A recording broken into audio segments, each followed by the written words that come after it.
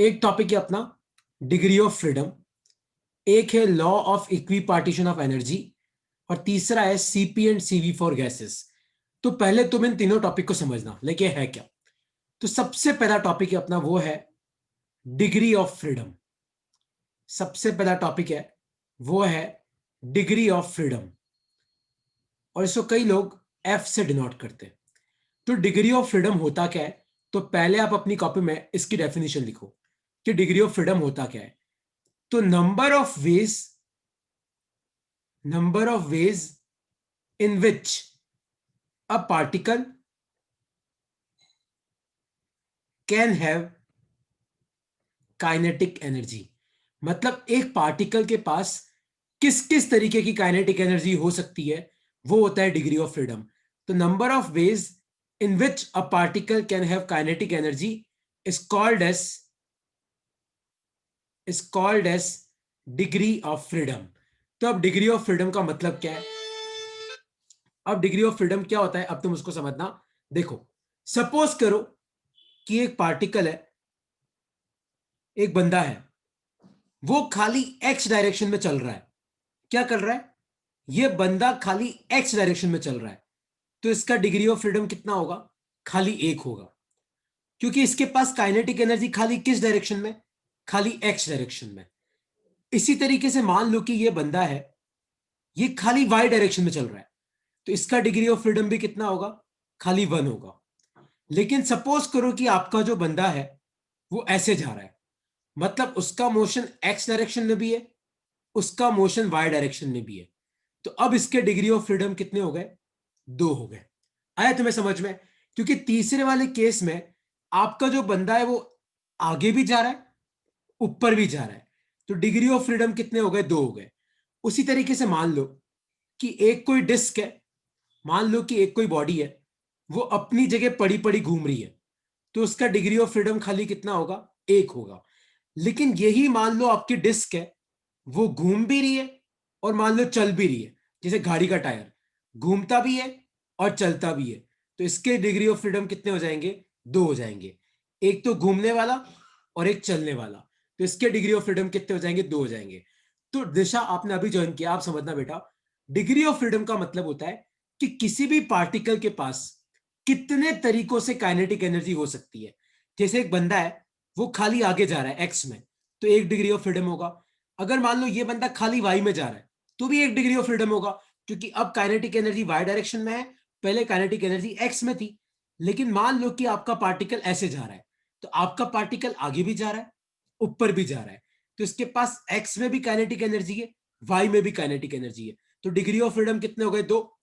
उसी तरीके से इस एग्जांपल को देखो, आपके पास एक टायर है, वो अपनी जगह पड़े पड़े गोल गोल घूम रहा है, तो डिग्री ऑफ फ्रीडम कितना होगा? एक होगा।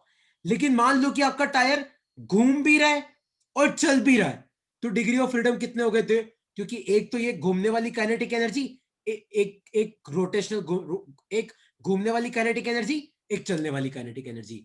तो डिग्री ऑफ फ्रीडम का मतलब है कि किसी भी पार्टिकल के पास में कितने तरीके की काइनेटिक एनर्जी हो सकती है। जैसे मान लो कि मैं तुम्हें क्वेश्चन पूछूं कि एक बंदा है, मान लो, एक सेकंड रुक जाना, सपोज करो कि एक कोई टायर है, वो घूम भी रहा है और ऐसे जा रहा है।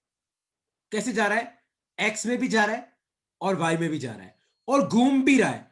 तो आप मुझे बताओ कि इसके डिग्री ऑफ फ्रीडम कितने होंगे? सोचो, वो इस तरीके से ट्रैवल कर रहा है, एक्स में भी ट्रैवल कर रहा है, वाई में भी ट्रैवल कर रहा है और वो घूम भी रहा है। तो अब बताओ इसके डिग्री ऑफ फ्रीडम कितने होंगे? सोचो। करेक्ट, इसके डिग्री ऑफ फ्रीडम तीन होंगे। क्यों होंगे? देखो, वो एक्स में भी जा रहा है, वाई में भी जा रहा है, तो काइनेटिक एनर्जी एक्स में भी है, काइनेटिक एनर्जी वाई में भी है, और वो घूम भी तो रहा है, तो डिग्री ऑफ फ्रीडम कितने हो जाएंगे? तीन हो जाएंगे। तो डिग्री ऑफ फ्रीडम का मतलब होता है कि किसी भी पार्टिकल के पास कितने तरीके की काइनेटिक एनर्जी हो सकती है ना। तो अब डिग्री ऑफ फ्रीडम कितने तरीके की होती है? तो लिखो अपनी कॉपी में, आपके डिग्री ऑफ फ्रीडम तीन तरीके की होती है। एक होती है ट्रांसलेशनल डिग्री ऑफ फ्रीडम, और ये मैक्सिमम कितनी हो सकती है? तीन हो सकती है। कैसे? मान लो पार्टिकल एक्स में भी जा रहा है, वाई में भी जा रहा है और जेड में भी जा रहा है। एक होती है आपकी rotational degree of freedom, rotational degree of freedom. ये भी मैक्सिमम कितनी हो सकती है, 3 हो सकती है। सपोज करिए कि आपका पार्टिकल एक्स के हिसाब से घूम रहा है, या मान लो आपका पार्टिकल वाई के हिसाब से घूम रहा है, या मान लो आपका पार्टिकल जेड के हिसाब से घूम रहा है। तो एक होती है ट्रांसलेशनल डिग्री ऑफ फ्रीडम, ये कब होती है, जब पार्टिकल चलता है। एक होती है रोटेशनल डिग्री ऑफ फ्रीडम, ये कब होती है, जब पार्टिकल घूमता है। और तीसरा और सबसे अजीब है, वो होता है वाइब्रेशनल डिग्री ऑफ फ्रीडम। और वाइब्रेशनल डिग्री ऑफ फ्रीडम ये डिपेंड करता है टेम्परेचर पे। देखो, अगर कोई बॉडी का टेम्परेचर कम है तो वाइब्रेट नहीं करेगा, लेकिन जैसे जैसे टेम्परेचर बढ़ाओगे तो आपका पार्टिकल वाइब्रेट करना चालू करता है। एक्स में भी कर सकता है, वाई में भी कर सकता है, जेड में भी कर सकता है। तो कोई तुम्हें पूछे कि बताओ वाइब्रेशनल डिग्री ऑफ फ्रीडम कितने होंगे, तो आपको क्या बोलना है, भैया ये तो डिपेंड करेगा टेम्परेचर पे, हम नहीं बोल सकते। लेकिन ट्रांसलेशनल मैक्सिमम कितने हो सकते हैं, 3। रोटेशनल मैक्सिमम कितने हो सकते हैं, 3। और वाइब्रेशनल डिपेंड करता है किस पे, टेम्परेचर पे। लिख लो अपनी कॉपी में।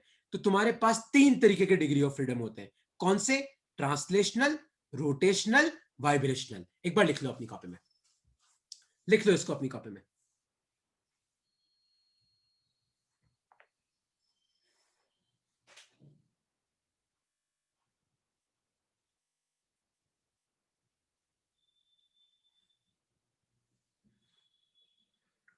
तो किसी भी बॉडी के पास 3 तरीके के डिग्री ऑफ फ्रीडम होते हैं, ट्रांसलेशनल, रोटेशनल, वाइब्रेशनल। अब वाइब्रेशनल कितने होंगे अगर ये आप मुझसे पूछोगे, तो मैं इसका आंसर नहीं कर सकता, because it will depend on temperature. तो ये आपको क्वेश्चन में दे रखा होगा कि आपको कितने लेने।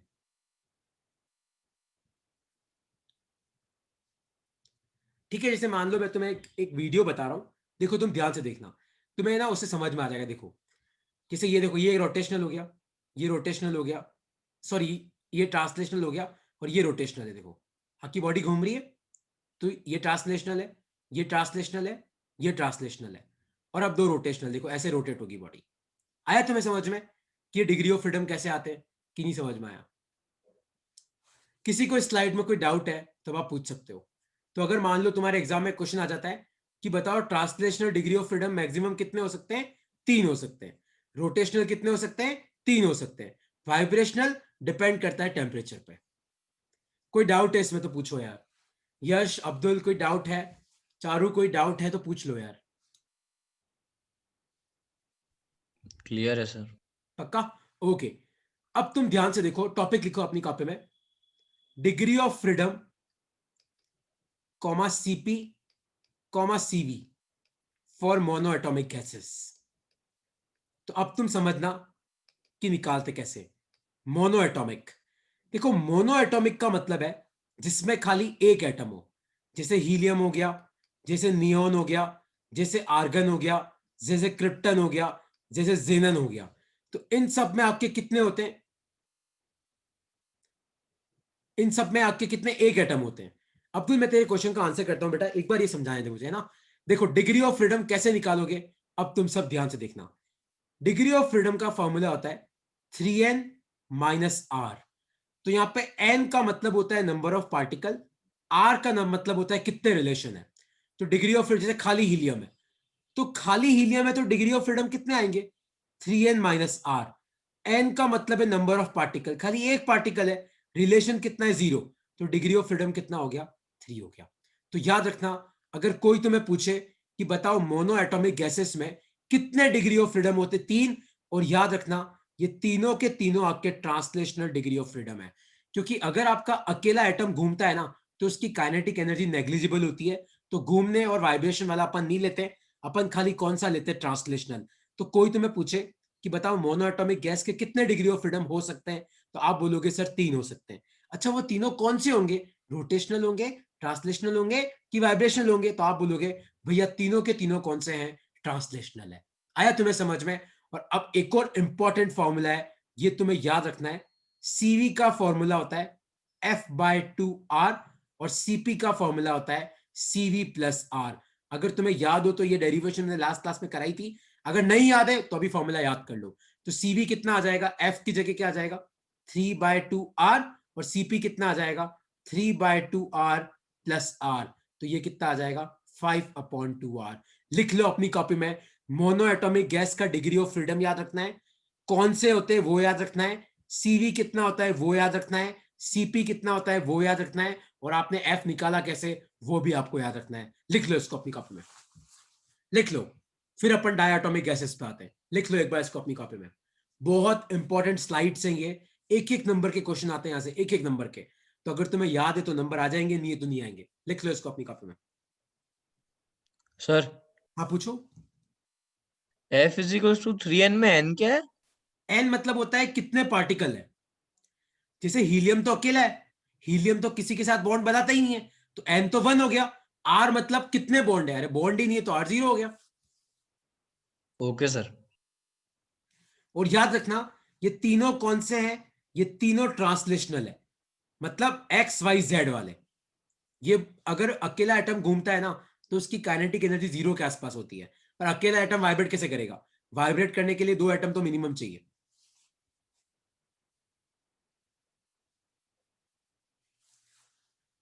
ठीक है, किसी को इसमें कोई डाउट है तो पूछ लो, फिर मैं नेक्स्ट स्लाइड पे जा रहा हूं।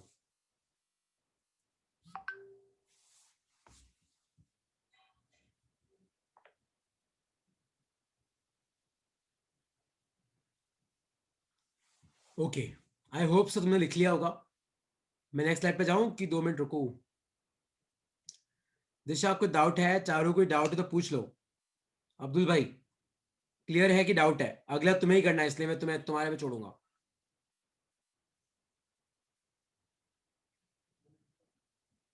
ओके, नेक्स्ट लिखो अपनी कॉपी में, ये तुम लिख लेना, मैं तुम्हें भेज दूंगा, है ना? जल्दी लिखो थोड़ा। CV F/2R, CP CV+R। F होता है डिग्री ऑफ फ्रीडम, एफ यहां से निकलता है। ठीक है, नेक्स्ट लिखो अपनी कॉपी में, degree of freedom comma CP comma CV for diatomic gases. Diatomic मतलब जिसके मॉलिक्यूल में 2 एटम होते हैं, जैसे O2, H2, N2 इनका। अब देखो कैसे निकालेंगे, अब तुम सब समझना। देखो O2 है मतलब O डबल बॉन्ड O, कोई डाउट तो नहीं है। तो डिग्री ऑफ फ्रीडम कितने आएंगे, 3n - R। तो आप खुद मुझे बताओ नंबर ऑफ पार्टिकल कितने, अब 2 है, और रिलेशन कितना है, 1। यहां पे आपको सिर्फ ये गिनना है कि कितने बॉन्ड है, डबल बॉन्ड ट्रिपल बॉन्ड से फर्क नहीं पड़ता। एक डबल बॉन्ड है, आर की जगह 1, तो 6 में से एक गए, कितना है, 5। लेकिन याद रखना डायटोमिक गैस में जो 5 होते हैं ना, इसमें 3 तो होते हैं आपके ट्रांसलेशनल और 2 होते हैं आपके रोटेशनल। आया तुम्हें समझ में? तो इसमें 3 कितने होते हैं, ट्रांसलेशनल, 2 कितने होते हैं, रोटेशनल। और अभी हम किस पे निकाल रहे हैं, जब आपका टेम्परेचर कम है। तो कोई तुम्हें पूछे कि डायटोमिक गैसेस में लो टेम्परेचर पे कितने डिग्री ऑफ फ्रीडम होते हैं, लो टेम्परेचर मतलब अब अपन अभी वाइब्रेशन नहीं देख रहे हैं, तो 5 होंगे। 3 तो ट्रांसलेशनल हो जाएंगे और 2 रोटेशनल हो जाएंगे। ठीक है, तो ये तो आ गया एफ। अब सीवी कितना होगा, सीवी होता है F/2R। तो ये कितना हो जाएगा, 5/2R। और कोई तुम्हें पूछे बताओ सीपी क्या होगा, तो सीपी क्या होता है, CV+R। तो इसमें R ऐड करोगे तो ये क्या आ जाएगा, 7/2R। तो ये आ गया तुम्हारा सीपी और ये आ गया आपका सीवी। तो याद रखना डायटोमिक गैसेस मतलब जिनमें 2 एटम्स है, O2, H2, N2 ये सब। जैसे O डबल बॉन्ड O, उसी तरीके से नाइट्रोजन का क्या होता है, N ट्रिपल बॉन्ड N। लेकिन आपको इससे मतलब नहीं है ट्रिपल ए की डबल, आपको सिर्फ ये गिनना है कि कितने बॉन्ड है। तो फॉर्मूला क्या है, 3n - R। तो n मतलब कितने पार्टिकल है, 2 पार्टिकल है, तो n की जगह 2 आ जाएगा, R की जगह 1। तो 6 में से एक गए, कितना बचा, 5। और अब 5 डिग्री ऑफ फ्रीडम है, तो अब कोई तुम्हें पूछे यार 5 कौन से हैं, तो आपको बोलना है 3 तो ट्रांसलेशनल है, 2 रोटेशनल है। तो एफ आ गया। सीवी क्या होता है, F/2R, तो ये तो आ गया सीवी। और सीपी क्या होता है, CV+R, तो 7/2R।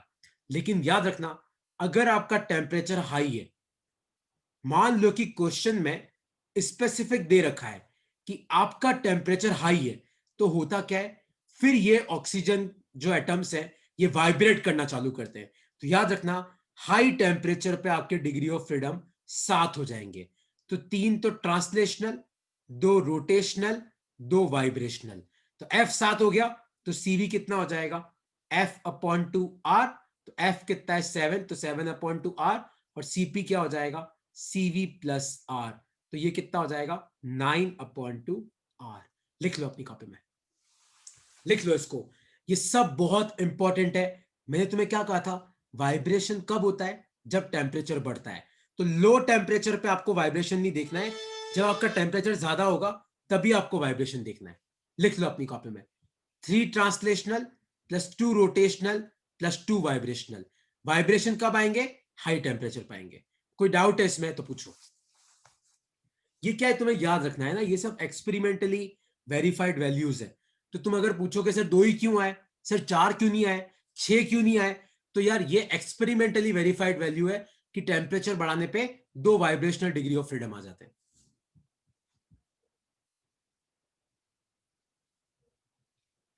कोई डाउट है इसमें तो आप पूछ सकते हो। कोई भी डाउट है तो बेटा क्लियर कर लो यार।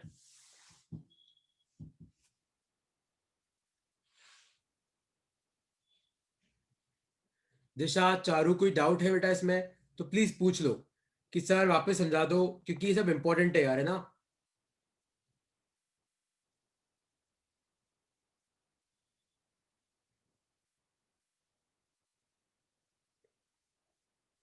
ओके, कोई डाउट नहीं है तो तुम बोलो तो मैं आगे बढ़ जाता हूँ अब।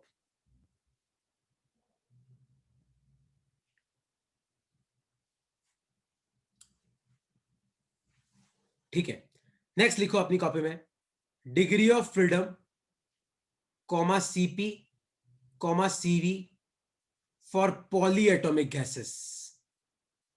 पॉलीएटॉमिक गैसेस, पॉलीएटॉमिक का मतलब है जैसे अमोनिया NH3, जैसे सल्फर डाइऑक्साइड, जैसे कार्बन डाइऑक्साइड। तो अब इनका क्या करेंगे, तो यार इनका बड़ा अजीब होता है। तो इनका यार डिग्री ऑफ फ्रीडम याद रखना, इनके डिग्री ऑफ फ्रीडम होते हैं 3 तो पक्का होंगे ट्रांसलेशनल, 3 पक्का होंगे रोटेशनल। और वाइब्रेशनल डिग्री ऑफ फ्रीडम के बारे में मैं नहीं बोल सकता कि वाइब्रेशनल डिग्री ऑफ फ्रीडम कितने होंगे, तो वो आपका अननोन है, तो इसकी जगह मैं एक्स लिख रहा हूं। तो डिग्री ऑफ फ्रीडम एक बात तो पक्की है, कितने होंगे, 6 प्लस एक्स। क्योंकि मैं क्या बोल रहा हूं, पॉलीएटॉमिक गैसेस है तो तीनों डायरेक्शन में चलेंगे, तीनों मैटर करेंगे, वो घूमेंगे तो भी सब मैटर करेगा, लेकिन कितना वाइब्रेट करेंगे ये तो तुम्हें क्वेश्चन में दे रखा होगा। तो पॉलीएटॉमिक गैसेस में एफ कितना लेना, 6 प्लस एक्स। 6 मतलब 3 ट्रांसलेशनल पक्का है और 3 आपके रोटेशनल पक्का है। वाइब्रेशन कितने होंगे अपने को नहीं पता, तो एफ कितना आ जाएगा, 6 प्लस एक्स। तो आपका सीवी कितना आ जाएगा, ये हो जाएगा 6 प्लस एक्स अपॉन 2 आर। और आपका सीपी कितना हो जाएगा, ये हो जाएगा सीवी प्लस आर। तो इसको ओपन करो, देखो कितना आएगा।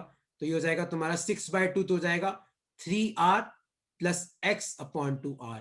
तो यहां पे इसको ऐड करोगे तो ये हो जाएगा 4R plus x upon 2R। मैंने क्या किया, सिर्फ इस ब्रैकेट को ओपन कर दिया, है ना, इस ब्रैकेट को ओपन कर दिया। तो ये आपका सीवी है, ये आपका सीवी है। लिख लो अपनी कॉपी में, पॉलीएट, ये मैं एनसीईआरटी के हिसाब से करा रहा हूं तुम्हें, अलग अलग बुक में तुम्हें अलग अलग मिलेगा। अपन क्या फॉलो कर रहे हैं, एनसीईआरटी। तो एनसीईआरटी में इस तरीके से लिखा हुआ है। तो एक्स कितना होगा ये अननोन है, ये आपको क्वेश्चन में ही पता पड़ेगा, है ना। तो डिग्री ऑफ फ्रीडम कितने हो जाएंगे, 3 ट्रांसलेशनल पक्का है, 3 रोटेशनल पक्का है, वाइब्रेशन के मैं कितने ले रहा हूं, एक्स ले रहा हूं। तो 6 प्लस एक्स। तो सीवी तो आसान है, एफ अपॉन 2R, तो वो तो वैसे ही आ गया। और सीपी क्या होता है, सीवी प्लस आर। लिख लो अपनी कॉपी में, लिख लो इसको।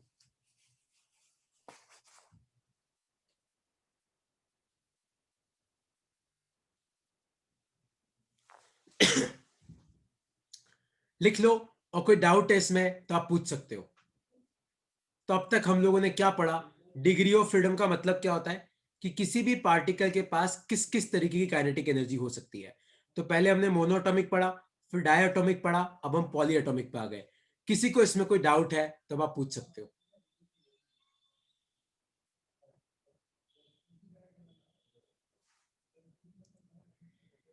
अब्दुल भाई कोई डाउट है, यश, चारू, दिशा, कोई डाउट है तो पूछो यार, प्लीज यार।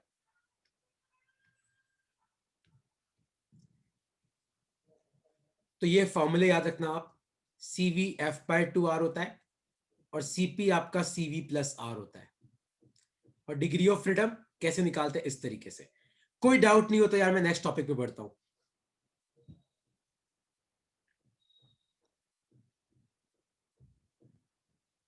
ओके, तो मैं नेक्स्ट टॉपिक पे बढ़ रहा हूं। तो नेक्स्ट टॉपिक लिखो अपनी कॉपी में, degree of freedom comma CP comma CV for solids. तो सॉलिड्स के लिए अपन degree of freedom CP CV कैसे निकालेंगे? देखो, अब तुम इस चीज को समझना। सॉलिड्स में क्या होता है, आपके एटम्स जो होते हैं ना, वो ऐसे क्लोजली पैक्ड होते हैं।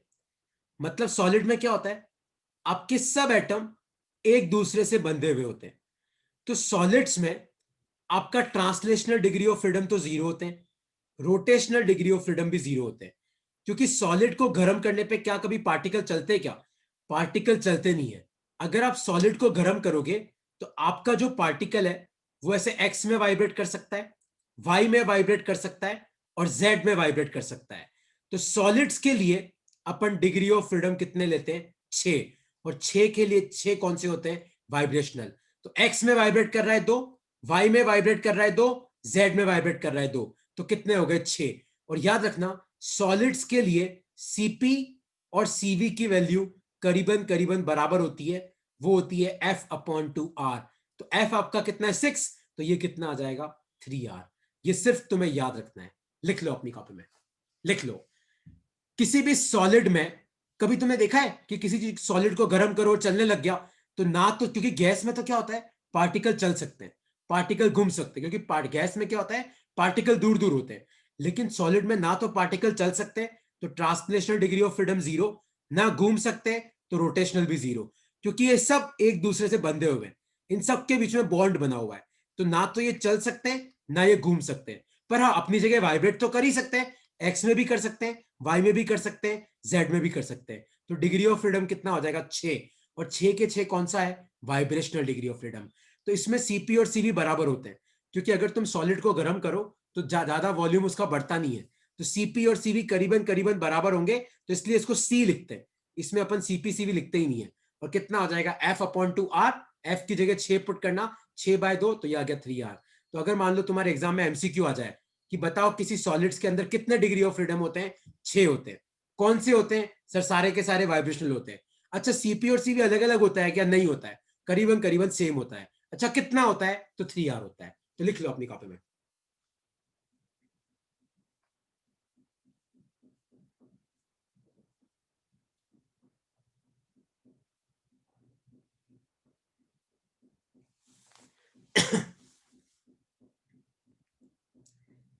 कोई डाउट है इसमें तो आप पूछ सकते हो।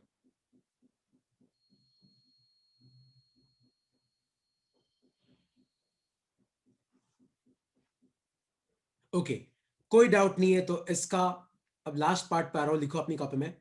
Degree of freedom CP CV for ice. Ice मतलब H2O। तो देखो, आइस मतलब क्या होता है? आइस मतलब सॉलिड होता है, आइस सॉलिड स्टेट में होता है। तो H2O के अंदर कितने पार्टिकल्स है? 3 एटम्स है H2O के अंदर, HOH। H के भी 6 डिग्री ऑफ फ्रीडम है, क्योंकि सॉलिड है तो H एक्स में भी वाइब्रेट कर सकता है, वाई में भी कर सकता है, जेड में भी कर सकता है। इस H के भी कितने होंगे? 6 होंगे। और इस O के भी कितने होंगे? 6 होंगे। तो टोटल डिग्री ऑफ फ्रीडम कितने हो गए? 6 + 6 + 6। तो ये कितने हो गए? 18। तो सॉलिड है तो इसमें भी CP और CV करीबन करीबन बराबर होते हैं, और इनकी वैल्यू कितनी आ जाएगी? F/2R। तो ये कितना आ जाएगा? 9R। याद रखना, अगर कोई तुम्हें आइस का पूछे, तो सपोज आइस किस में होती है? सॉलिड स्टेट में। तो H के भी 6, अगले H के भी 6, O के भी 6। तो कितने हो गए? 18 हो गए। तो CP और CV की वैल्यू किसके आसपास आ गई?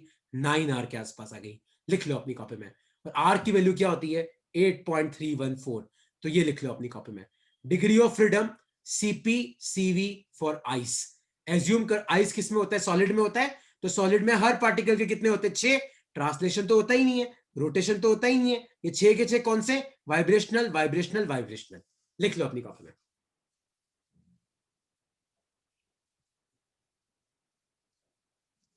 और कोई डाउट है इसमें तो आप पूछ सकते हो, नहीं तो फिर अपन नेक्स्ट टॉपिक पे जा रहे हैं, जो आज का लास्ट टॉपिक है अपना। इसमें कोई डाउट है तो पूछो। और वो जो नेक्स्ट टॉपिक है, मैं जो बोल रहा हूँ उसको साथ साथ लिख लेना, 3-4 लाइन से ना, वो आती है एग्जाम में, इसलिए इसमें कोई डाउट है तो आप पूछ सकते हो। मोनोएटॉमिक, डायटॉमिक, पॉलीएटॉमिक, सॉलिड्स का कैसे निकालते हैं, H2O का कैसे निकालते हैं, इनमें कोई डाउट है तो आप पूछ सकते हो।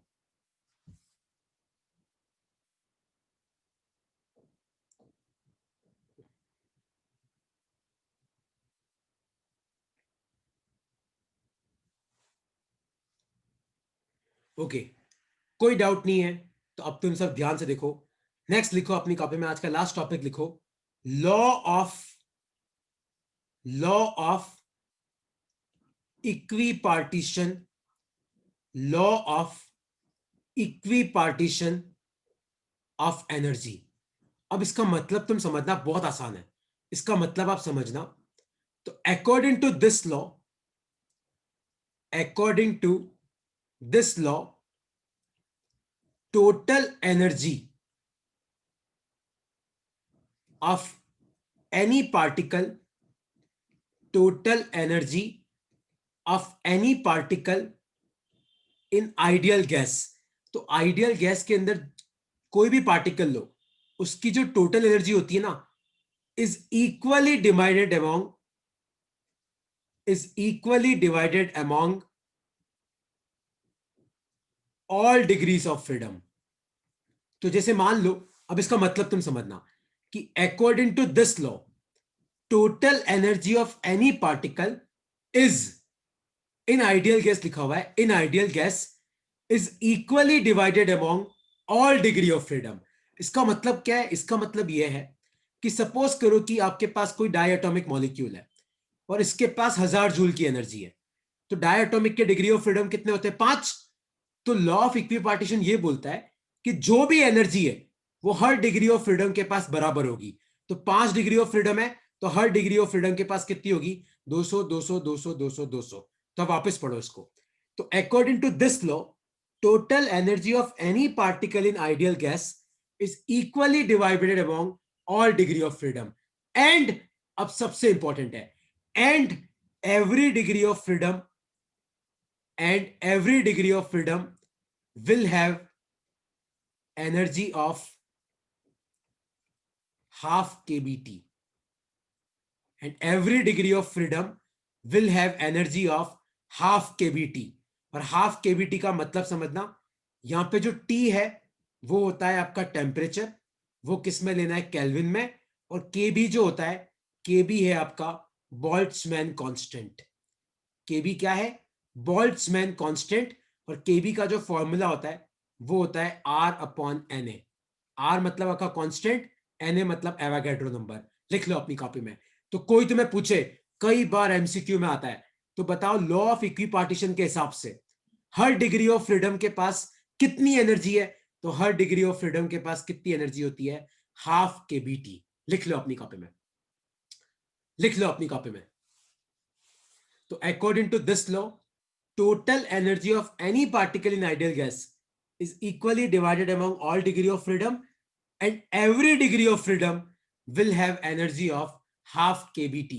kB होता है बोल्ट्जमैन कांस्टेंट, T होता है आपका टेम्परेचर। लिख लो अपनी कॉपी में इसको, लिख लो।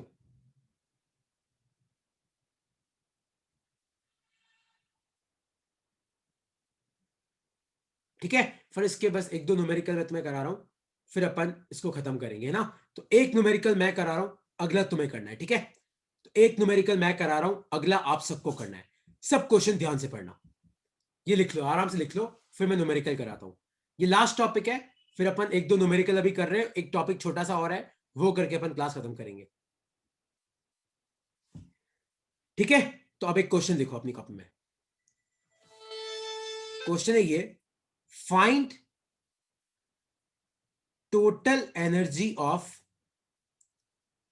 Find total energy of 10 molecules. कितने मॉलिक्यूल है? ध्यान से पढ़ो। 10 molecules of O2 gas at low temperature. और टेम्परेचर कितना दे रखा है? T। देखो अब कैसे करते हैं इस क्वेश्चन को, अब तुम समझना, सब ध्यान से समझना। और O2 गैस है, तो आप मुझे बताओ O2 गैस है और लो टेम्परेचर है, तो डिग्री ऑफ फ्रीडम कितने हो जाएंगे? 5। तो एक डिग्री ऑफ फ्रीडम के पास कितनी एनर्जी होती है? Half kBt। तो 5 डिग्री ऑफ फ्रीडम के पास कितनी हो जाएगी? 5/2 kBt। आ गया?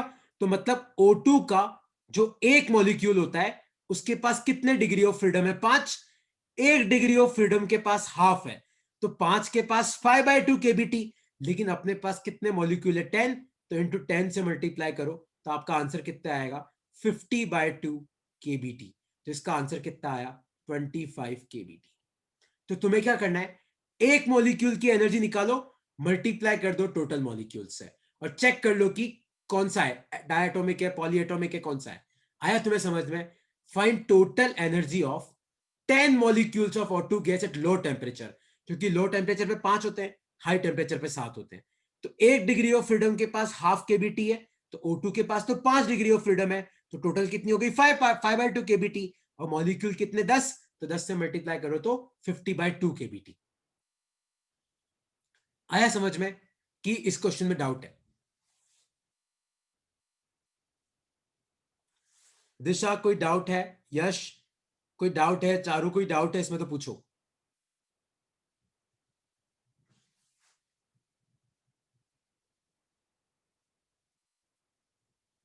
ओके, कोई डाउट नहीं है तो ये क्वेश्चन तुम लोग सॉल्व करो। Find total energy of 5 atoms of helium gas at temperature T। तो हीलियम गैस के 5 एटम है T टेम्परेचर पे। हीलियम मोनो एटॉमिक गैस है। तो बताओ इसका आंसर क्या आएगा? सोचो, सब लगाओ दिमाग, कितना आएगा इसका आंसर?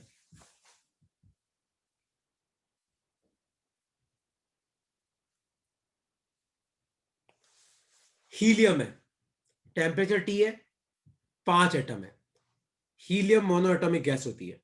तो आप खुद मुझे बताओ कि इसके डिग्री ऑफ फ्रीडम कितने होंगे? सोचो, हर डिग्री ऑफ फ्रीडम के पास हाफ केबीटी होती है।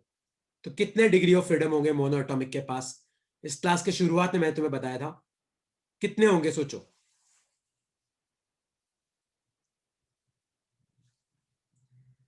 मोनो एटॉमिक के 3 डिग्री ऑफ फ्रीडम होते हैं। हर डिग्री ऑफ फ्रीडम के पास इतनी है, तो 3 डिग्री ऑफ फ्रीडम के पास कितनी हो जाएगी? 3/2 केबीटी। कितने एटम है? 5। तो इंटू 5 करो तो कितना आ जाएगा? 15/2 केबीटी। ये इसका आंसर है। कोई डाउट है इसमें तो अब आप मुझसे पूछ सकते हो कि सर हमें ये निकालने में डाउट आ रहा है। कोई भी डाउट है? यश कोई डाउट है? अब्दुल भाई कोई डाउट है? चारू, दिशा, डाउट है तो पूछो।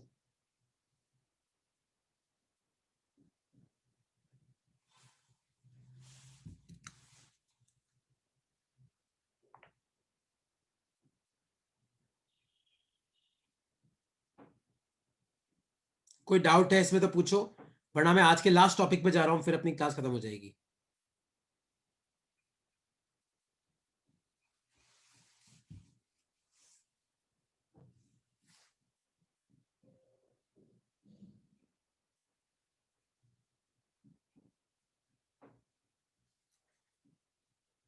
ओके, कोई डाउट नहीं तो लास्ट टॉपिक लिखो अपनी कॉपी में।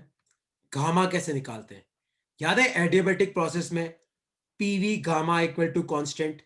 तो गामा होता है आपका ratio of CP and CV. तो याद रखना, गामा का फॉर्मूला होता है सीपी अपॉन सीवी, और इसका एक शॉर्टकट भी है, गामा होता है 1+2/f।